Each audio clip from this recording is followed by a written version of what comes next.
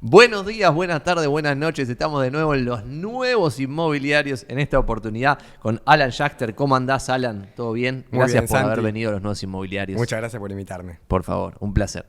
Vamos a empezar con la pregunta obligatoria, que si viste algún episodio ya sabes cuál es, que es ¿quién es Alan?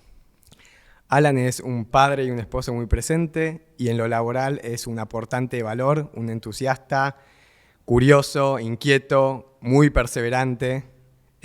Tenías pensada esta pregunta, decime la verdad. Tenías pensado. No, escuché, pero digo, meto lo que puedo acá. Muy buena respuesta, perdón, te interrumpí. No, muy trabajador, que se reinventa, que le pone mucha pasión y que la transmite. Coincido. ¿Podrías contarnos un poquito cuál fue tu camino laboral desde que empezaste a laburar hasta hoy? Buenísimo. ¿Qué pasos fuiste dando? ¿Qué te fue pasando en la vida? Yo empecé trabajando cuando estaba en la secundaria dando clases de matemática y después trabajé en una agencia de viajes familiar y una vez que arranqué la carrera, trabajé toda la carrera en distintos... Sos arquitecto. Soy arquitecto, trabajé en distintos estudios de arquitectura, siempre capaz en su momento tenía el foco puesto en ser desarrollador, por lo cual en los diferentes estudios iba adquiriendo herramientas y cuando aprendía lo que necesitaba aprender cambiaba, no tenía el foco puesto en hacer carrera en un estudio. Cuando me recibí empecé a trabajar en constructoras, quería aprender también todo lo que era obra y después en desarrolladoras. Después me independicé y ahí empecé a hacer muchas reformas. Empecé a desarrollar en Villa Crespo un edificio y empecé a hacer flipping inmobiliario. Empecé a comprar con un grupo inversor familiar departamentos destruidos, los arreglaba, cobraba honorarios como arquitecto, iba atado fee de éxito. Y la verdad que era un laburo que en su momento pensé que había descubierto la pólvora. Era hermoso, rápido, que veías resultados, que se ganaba plata. Pero como todo tiene su fin. Ese fin ocurrió cercano a 2018, que pasaron dos cosas. Por un lado se hizo una pelota que había que reinvertir y no se encontraba ya. Yo ya no encontraba las oportunidades, tardaba más en encontrarlas que en hacer la reforma en sí. Y en enero de 2018 se puso el impuesto a las ganancias entre escritura de compra y escritura de venta, por lo cual Chau mató el negocio. Así que estaba pidiendo a gritos también un cambio de escala. Un paréntesis acá, que yo en su momento, creo que en un momento lo hablé con vos, pero no la vi en su momento. Yo era un comprador todos los días, trataba con inmobiliarias todos los días, y en esa época, imagínate si ahora no es tan bueno el rubro, en esa época no existía el video, no existía el 360, no existía el plano, no existía las fotos profesionales, estaba por llegar la primer Mater Pro Argentina, por lo cual yo estaba todo el día hablando con inmobiliarias y veía lo mal que se trabajaba y yo era el comprador que tenía la plata para ir a comprarlo y no funcionaba y en su momento no la vi cómo dedicarme a esto y cómo mejorar esto. Ahora siento retrospectiva, pero en su momento, digo, no sé cómo no vi eso. Pero porque hasta el 2018 estabas feliz haciendo estas obras. Claro, pues el negocio me daba, entonces uno cuando le va bien no mira de dónde sacar más todavía. Eso también es un punto interesante, es cuando hay alguna crisis te hace replantear. Esta crisis que mató este negocio hizo que justamente estaba cambiando el código urbanístico en ese momento. Pensamos hacer lo mismo que hacíamos con los departamentos. Bueno, está por cambiar el código, se van a beneficiar algunas zonas, algunos lotes. Hagamos lo mismo que con los departamentos, comprar para vender y nada más que en vez de hacer una reforma sea una visión normativa. Bueno, yo me puse a estudiar el código a full, empecé a participar de las audiencias públicas, me hice un experto en el código, se hicieron transacciones con lotes, algunas salieron muy bien, otras salieron muy mal porque esto es Argentina. O sea, vos ahí, perdón, liderabas un grupito de inversor que quería comprar terrenos para después venderlo cuando se apruebe. Y esas compras, vos era como que encontrabas negocios leyendo la futura normativa, ni siquiera la normativa que estaba en ese momento vigente. Exactamente, especulando por la normativa en su momento estaba que iba cambiando todo el tiempo. Todos los días. Entonces, por eso algunos salieron bien y otros salieron mal. A mí esa experiencia me sirvió para capitalizarme económicamente y para capitalizarme en experto en código, pero no catedrático, sino como de negocio de tierra. Entender que el que me va a comprar a mí todavía tiene que ganar plata, entonces hacerle el negocio la cuenta a él también. En paralelo a eso, gente que yo le había hecho reformas cuando recién arrancaba, resultó ser dueños de franquicias de la número 1 de Argentina. Yo le conté lo que estaba haciendo con respecto a los terrenos. Alan, venite a la oficina a ver si charlamos. Yo digo, no, me quiere robar la idea. Y me junto y no, nada que ver. Quería que empiece a capacitar a sus agentes a que puedan ver más allá del lote, a que puedan hablar un lenguaje con los desarrolladores, con Doña Rosa, y empezar a dar capacitaciones, que a pesar de dar todas esas capacitaciones, el agente me seguía necesitando. El rol del agente no era hacer un estudioso del código, sino que era en su momento tomar café con la gente. Entonces me tercerizaba lo que eran las prefactiles constructivas, yo le explicaba lo que se podía hacer en los diferentes lotes, y aunque le daba todo el instructivo de paso a paso qué se puede hacer, necesitaban que yo vaya también a la reunión con los dueños de los lotes para explicarlo, necesitaban que los acompañe a los desarrolladores también, por lo cual participaba y conocía a todos los actores. Ahí a vos te pagaban, por ejemplo, por dar la capacitación, por una consultoría en una captación de un lote, por otro momento otra cosa, y cada cosita ibas cobrando por tu tiempo. Era como servicios profesionales, era cobrada capacitación, asesoramiento, prefactibilidad. Cambiaste ahí la lógica del fee de éxito que manejabas antes. Exactamente. Y yo en un momento empecé como a verla pasar, digo, te siento con el dueño del terreno, le explico todo, lo captás delante mío y veo el negocio y los números que se manejan, digo, la estoy viendo pasar, soy un tonto acá. Entonces dije... ¿Qué año era esto? Porque era posterior a la crisis. 2018, 2019. Ok. Que quiero poner contexto de 2019, para poner contexto, era el dólar se iba de 20 a 40, se hablaba a mitad de año de helicóptero en diciembre, era el fin del mundo, porque no sabíamos que venía el 2020 y 2021 después, claro. pero en ese momento contexto era el fin del mundo. Sí. Entonces, en ese fin del mundo, yo sabiendo qué arquitectos, qué desarrolladores, colegas míos necesitaban terrenos, qué buscaban, y entendiendo de memoria los terrenos, o qué se podía hacer, empecé a hablar con estas inmobiliarias y decir, te ofrezco, yo tengo a los compradores, te lo ofrezco, arreglemos y hagamos alguna transacción. Y rápidamente hice one shot transacción y digo, pará, descubrí de vuelta la pólvora, esto es por acá, que a veces cuando haces one shot es engañoso porque te marea un poquito. Pensás que es tan fácil y no es tan fácil. Exacto. Pero empecé en 2019 a vender terrenos. Me empecé a juntar mucho con desarrolladores que les llevaba terrenos y algunos de ellos me dijeron, no me interesa lo que llevas, me interesás vos, lo que estás haciendo. Profesionalicemos esto, armemos una empresa y en 2019... con un desarrollador y un inmobiliario, armamos lo que se llamó Bipart, que era una empresa para comercializar lotes, pero comercializar desde el lado del negocio. O sea, yo un desarrollador y obvio que le llevo una prefactibilidad, cuál era el producto, un estudio de mercado, el diagrama de flujos, etcétera, y vendía un negocio. Y monetizaba, la excusa era una comisión o un honorario, pero vendía un negocio, no vendía un lote. Entonces, esto te paraba en una posición de poder distinta. Decir, no me querés pagar, no es para vos este negocio. Por una cochera no querés que se haga este negocio, listo, no es para vos, y no me bajaba los pantalones en el sentido de una comisión por cerrar algo. Ok. Volviendo un poquito a esto de la normativa que decías, ¿cómo es que alguien encuentra negocios leyendo una normativa? O sea, porque no termino de entender. Te voy a contar una historia que yo usaba mucho en las capacitaciones de código urbanístico que daba, que la escuché en un posgrado que hice. Paréntesis, yo en este transcurso me fui capacitando, posgrados, estudios, etc. ¿Conocés la historia de Dennis Hope? Me vuelvo loco. Me vuelvo loco. ¿Quién es Dennis Hope? Escuchá esto y después quiero escuchar los comentarios que pongan acá en YouTube. Dennis Hope es una persona americana que en los 80 quiebra y se divorcia. Y como toda persona que le va muy bien en los negocios o muy mal en su trabajo, ¿qué es lo que quiere hacer? Dedicarse al real estate. Entonces, ¿qué hace Dennis Hope, que estaba quebrado?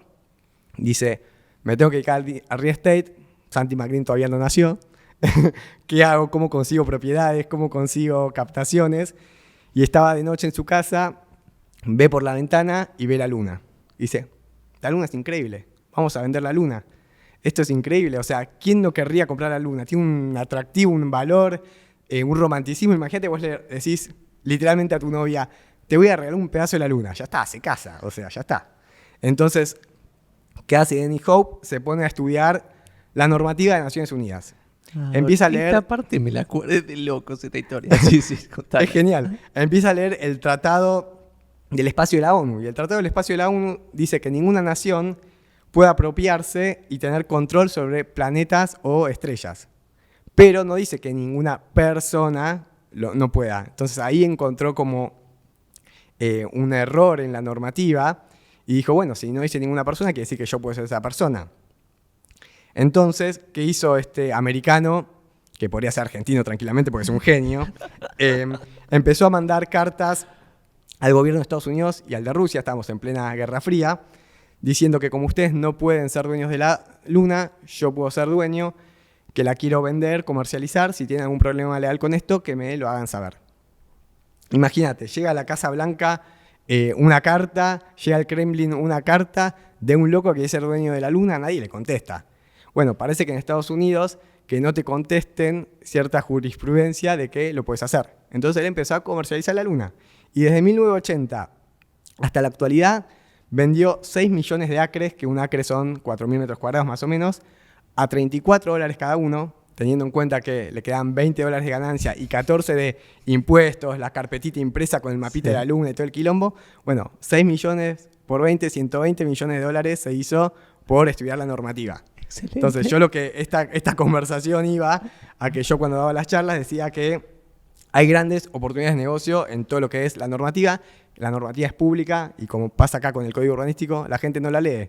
Entonces, en el código urbanístico, cuando yo a las capacitaciones, hubo muchos cambios y se hacía prever que iban a haber más cambios porque si lees los artículos te das cuenta que en el plano urbano ambiental ya hablaba de código morfológico antes que cambie el código unos años después, por lo cual te podías, y muchos desarrolladores de hecho lo hicieron, adelantar a lo que iba a venir después y comprar cosas que después tenían mucho más valor por lo que se podía hacer después. Entonces, cómo ser un estudioso de la normativa puede traer un montón de negocios. O sea, vos estás diciendo, estoy haciendo como la que aún al día de hoy se pueden hacer arbitrajes, por ejemplo, de información porque vos sabés más que otra persona. ¿Eso es posible? Porque yo creo como que hoy ya está todo arbitrado 100%. No es lo que era antes, pero siempre hay arbitrajes y la normativa está cambiando constantemente.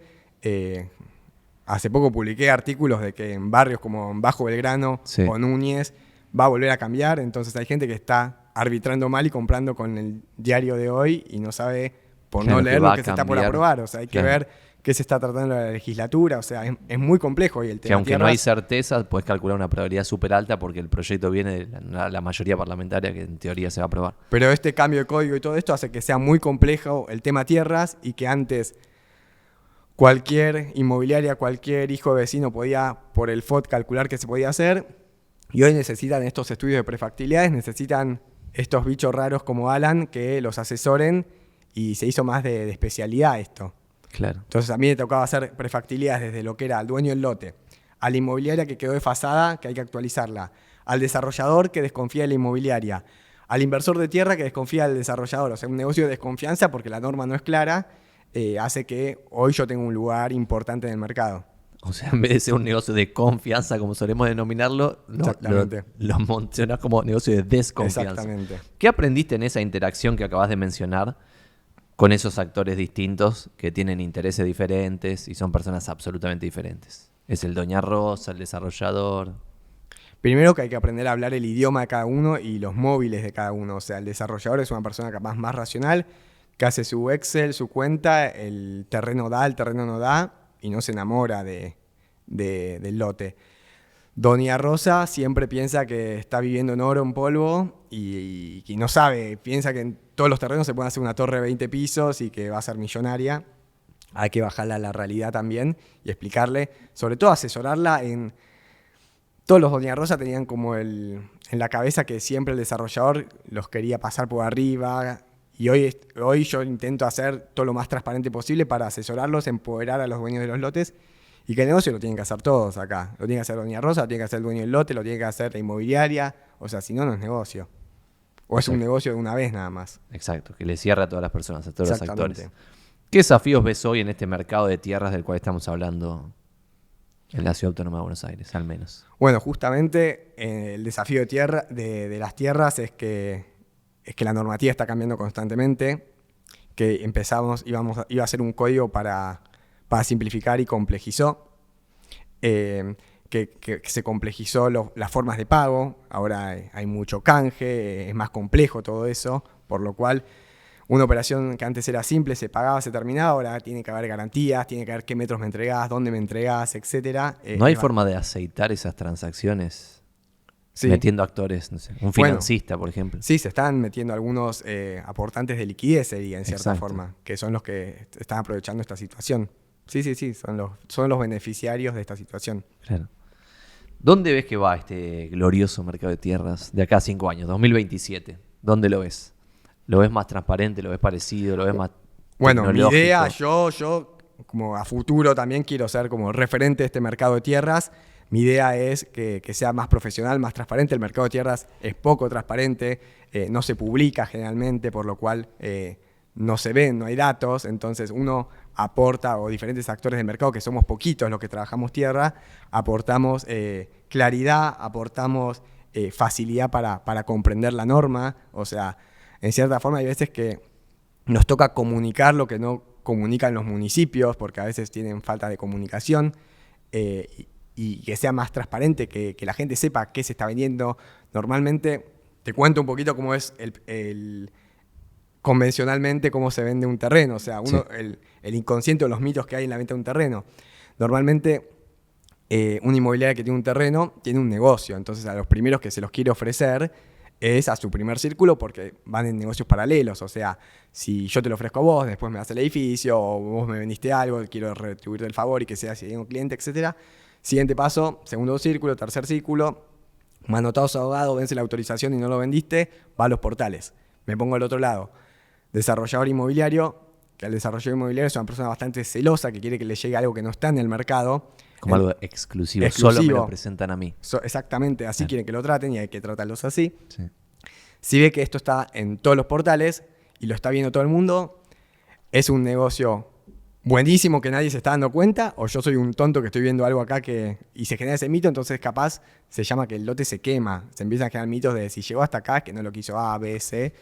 Entonces hay gente que por no saber trabajar lotes, lo trabaja igual que una propiedad convencional, poniéndole y con todo. solo publicarlo en un portal inmobiliario ya estás quemando el lote. Exactamente. Inclusive aunque aparezca un día solo, ya todos los desarrolladores lo ven y ya saben que lo ofreciste en un portal inmobiliario. O lo publican le llegue por dos lados al mismo desarrollador, le saca poder de negociación al dueño del lote también. Claro. Entonces, tiene una dinámica muy boutique y muy distinta que trabajar un departamento. Y hay que entender eso. Se parece un poquito a un producto premium. Exactamente.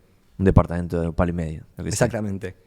Y también te agrego algo más, que lo que es el negocio de la tierra, y para mí me parece muy interesante, es que es la materia prima de todo el rubro inmobiliario, en cierta forma. Entonces, de ahí sale un montón de otros negocios y van creciendo. O sea, de ahí sale el negocio después de vender de pozo, de un montón de negocios paralelos, hasta el negocio del usuario final y que se termine vendiendo a estrenar. Eso hablábamos detrás de cámara en algún momento, de esta lógica de cuál es el equivalente para vos, lo que nosotros solemos decir de hoy vendo, mañana capto y pasado prospecto, que es como el camino más o menos no sé si el plan de carrera de un inmobiliario tradicional, como que cuál es ese plan en un arquitecto que quiere dedicarse al mercado de tierras. Primero son o al menos según vos. No, primero son tiempos muy distintos, mucho más largos, hay que tener otra paciencia, por esto que te digo que se complejizó más la forma de pago también. Si hay un canje que van a ver las garantías, hay un montón en general los dueños de terrenos son familias, son herencias, no hay un único actor, o sea, están peleados, hay temas que resolver. Entonces, son tiempos primero más largos, uno tiene que saber eso cuando se dedica a esto, porque capaz uno entra pensando en esto, de que un ticket grande, una comisión grande y es codicioso, pero son procesos que yo hay terrenos que hace 2 años lo capté, tuve 2 años para captarlo y recién ahora los voy a vender, entonces hay que, mientras tanto, poder, hasta que la rueda te gire, si querés dedicarte a esto, tener algo de corto plazo que te alimente en cierta forma. O sea, complementar el negocio de tierra con algo, no sé. Alguien que recién arranque le va a costar mucho. Exacto. ¿Por qué alguien tendría que laburar con Alan en vez de laburar con otro arquitecto que se dedique a tierras? Yo creo que porque transité un camino bastante extenso y conocí todo el abanico del camino. No es que estuve siempre con desarrolladores, o sea, como que conozco a todos los actores y es complejo. Me especialicé en eso y yo tiendo, cuando me preguntás un poquito a dónde va el mercado, que se va a la especialización también. No se puede todos vender todo. Entonces, alguien que arranque de cero en un terreno le va a costar muchísimo. Puede tener un one shot como lo he tenido yo en su momento, pero dedica mucho tiempo, dedica mucho estudio de normativa, mucho trato con desarrolladores, entender a muchos actores. Y en esto del futuro de la especialización y toda esta magia que venimos hablando hasta ahora, para ir cerrando el tema, ¿dónde te ves vos, Alan, de acá a 5 años en el 2027 en este mercado que ya definiste en el futuro? Yo me veo siendo un referente, que un poquito creo que lo estoy logrando en el sector de lo que es el desarrollo inmobiliario. O sea, estoy entrando por lo que es el mercado de tierras, pero a mí me apasiona todo lo que es real estate. Y como dije, el mercado de tierras va a todo lo que es real estate.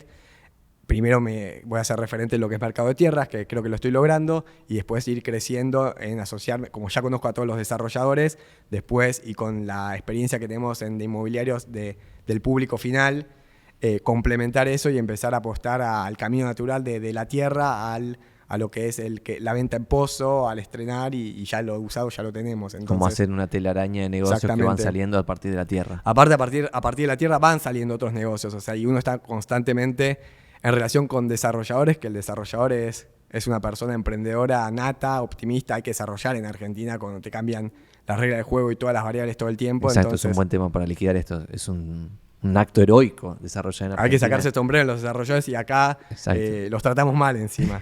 O sea, al revés de todo. Exacto, siempre. Bueno, ¿querías agregar algo más, Alan, o lo vamos liquidando acá? No, te quería agradecer por la oportunidad y gracias en otra charla seguiremos con otros temas más. Gracias a vos y vamos a ir por el episodio 2, claro que sí. Gracias por pasar por los nuevos inmobiliarios. Muchas gracias. Nos vemos la próxima.